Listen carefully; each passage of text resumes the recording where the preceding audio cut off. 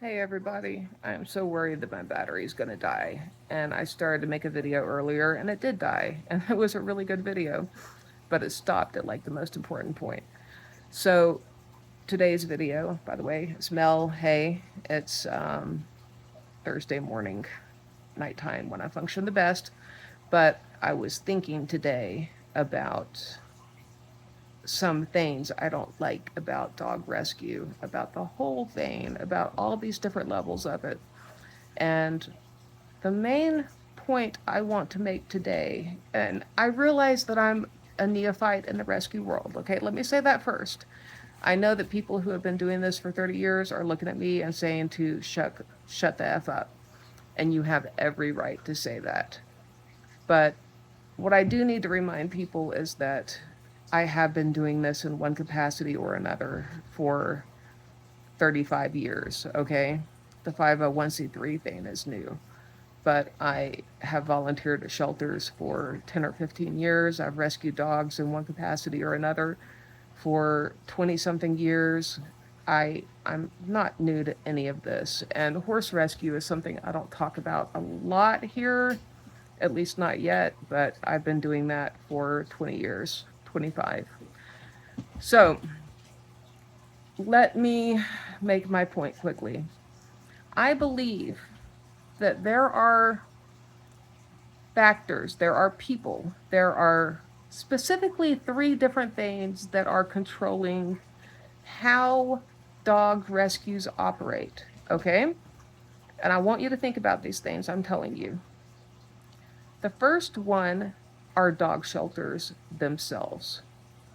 And a perfect example here would be I just realized I've got hay or a bug or something in my hair. Probably still there. All right. So I would not join with one of the very big shelters here in Indiana.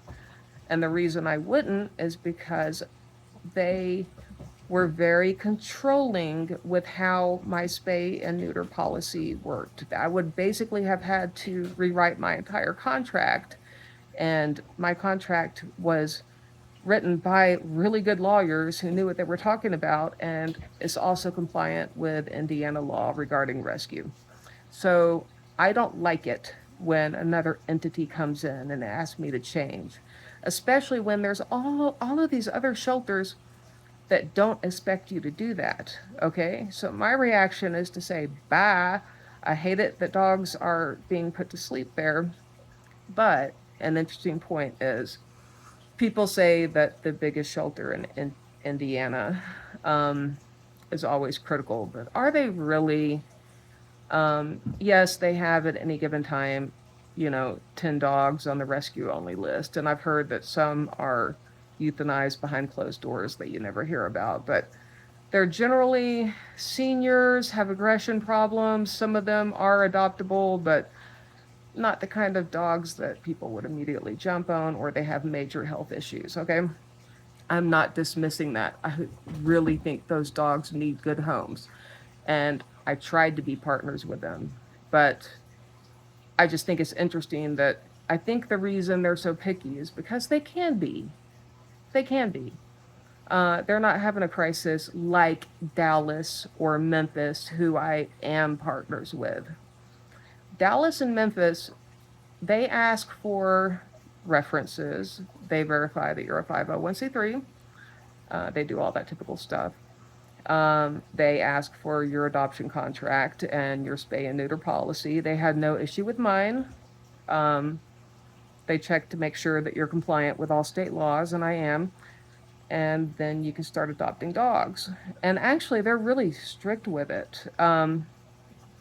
When Dallas, the one I'm doing business adoptions with most often, they follow up on every single dog and they do it frequently. And they want to see all the contracts and everything that you've done when they're adopted. And if they're puppies, they want to be notified when the dog is spayed or neutered. They don't care what your policy is. They want that done. So, and that's fair. But okay, so here's my point. Number one, we have shelters that are controlling how rescues operate. And I refuse to be controlled like that, so I will not work with a shelter that operates that way, that beyond state law has special rules or provisions. I won't deal with it. All right. Number two, simple peer pressure and the human urge to resist change. Okay. I am old enough to have seen this happen over and over again. All right. I am old enough to have seen when the newspapers all shut down because the internet took over and people acted just like they are now with the electric cars. We can't change like this. This is horrible. We're going to lose all these jobs. And now internet's taken over the world, and it's, it's a blessing and a curse, but it is the way of the future. But people are reluctant to change. And when you tie this into rescue, what I'm talking about is we are still sterilizing dogs the same way we did 40 years ago. I remember taking dogs and cats in with my mom as a kid 40 years ago, and they still cut them open and they still do it the exact same way. Now, we have all these studies over the past 40 years saying we're doing it freaking wrong. So why aren't we changing? Well, I think it's because everybody is being told this is the way we do it. There's no outside influence. In modern medicine for people, and yes, I do have a BSN in nursing. I worked as a nurse RN for a long time. But in nursing, there is a lot of pressure to stay modern, to do the most efficient and safest method, okay? In veterinary medicine, not so much. There has not been much pressure to deviate away from the rather antiquated method of spaying and neutering that we're using. And I talked a lot about ligation and vasectomies. And I said one thing incorrectly. Hey, baby. When it comes to the females, the way they do it is they make a small incision and they do remove the uterus, but they don't remove the ovaries. Now I need to research that a little more, but whether it's entirely laparoscopic or not, I'm not exactly sure. But for the males, it's entirely laparoscopic, or just the same way they do it on people: tiny incision, snip, snip, and then they cauterize both ends of it, the tubes. So we should have been doing this 15 years ago when the first studies came out that depriving puppies of growth hormones, of sex hormones, destroys them. Okay, it does. It destroys. When we adopt out puppies, we see them as cute, spayed and neutered little puppies. We don't see the behavioral issues and the dysplasia and all the things that go wrong 3 years down the road. Doesn't happen with every dog, but it happens with a lot of them. Way too many for this to be acceptable. So that was my other point. Peer pressure, okay? The third one is corporate entities. Like, let's say the biggest organization that most 501c3s rely on for adopting out pets, Pet Finder. They are very, very controlling. Now, I think they were controlling with me for a different reason. They got very nosy about what I do with horses. What I do with horses is incredibly simple. I find one that's about to die for one reason or another. It could be in the slaughter pipeline. I know the whole bell system is totally messed up. I know, but I don't care. If I see a horse with, laminitis in all four legs, or a horse that's going to die in the next 24 hours in an agonizing way, I am going to go in and save it. I don't give a shit. Who cares? Okay? And that's what most real horse rescues do. It's not like dog rescue where you've got horses running loose and breeding on the streets, okay? When people get tired of their horse, when their horse gets old, whatever, they sell it at an auction. Kill buyers are at the auction and they take the horses. Sometimes they take horses with broken legs that need to be put down. I have rescued many horses in that situation and had them put to sleep on my own dime. Okay? And anyone who criticizes me for spending $1,000 just to ease the suffering of an animal. I mean, I'm talking, these are, oh, puppy quit.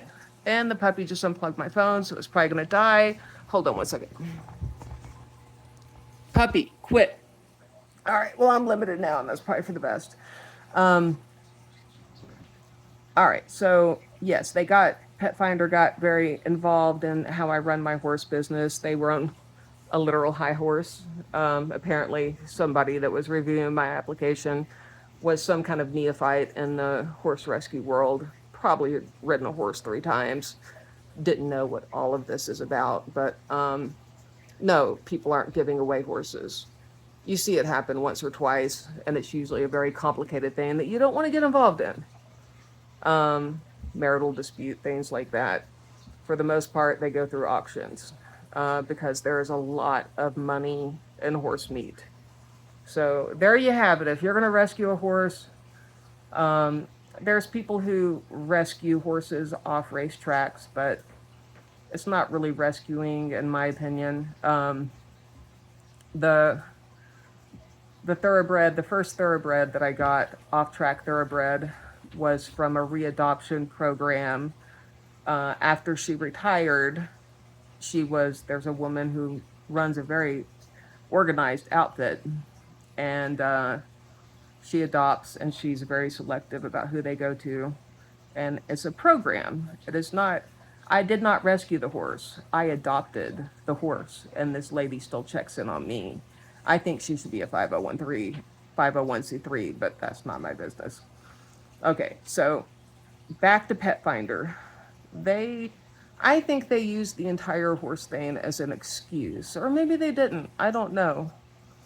But they had said something about, so you're a religious organization, because I said I was a Jewish organization. No, we just happen to be a 501c3 run by Jews. And they did not like something about that, rubbed them the wrong way, and they just would not quit asking unnecessary questions about my son and his social media account, which is private. From talking to other people, they asked me way, way, way more than they normally do. So my point being, if I were to try to get back with Pet Finder when I win this lawsuit, when I win it, gonna win it, then I'll be back under their thumb, and they do control how you spay and neuter and write your contracts above and beyond state law, without factoring in state law, without factoring in special circumstances. And why should I be under Pet Finder's thumb? They're not DVMs that run that place. They're little 20-year-old kids, probably working their way through college, that are given this protocol and have a chance to flex their little bit of power with their little opinions about how rescue should be done. And they're not doing the rescue themselves. They don't see this. So why does Pet Finder have all this control? Why do they have a monopoly on this? I love Rescue Me and I love Adopt a Pet, but even after I win this lawsuit, I'm probably not going to use Pet Finder because I do not want to be under somebody's thumb. So, once again, the 3 things. You've got people's basic reluctance to change. You have got corporate influence. And then you've got shelters themselves that are trying to influence the way that you run your 501c3. And peer pressure combined with all of that. I think that goes into number 1. So why are we doing this? Look at me, guys. Why are we doing this? Why are we not... I'm a very critical thinker. I think all the time, am I doing this the best way? Is there a better way? That's what I did for work. My first degree was in accounting. I was an analyst. I was a damn good analyst. I hated sitting at a cubicle all day, but that's why I ended up getting a degree in nursing, and now I'm making money my own way because I make money best on my own. But okay, I digress. I was a really good analyst because I always found better ways that people had never thought of. People were like, why did we never think of it? Why have we always been doing it this way? It is the basic nature of humans to resist change. I cannot say that enough. So the change that I'm talking about in particular is how we are sterilizing our puppies. Why are we doing it the way we are? Okay? We should be sterilizing the puppies. Absolutely should, as early as possible. And it can be done before 6 months. And we can do it without harming the puppies or future issues with the dog. There is a better way. Why aren't we doing that better way? If anybody would like to respond to my basic question on that, and if they don't think the 3 things that I brought up really apply, then I would love to have a conversation, and I will be very polite. But this is how I see it. There are better ways than the way it's being done.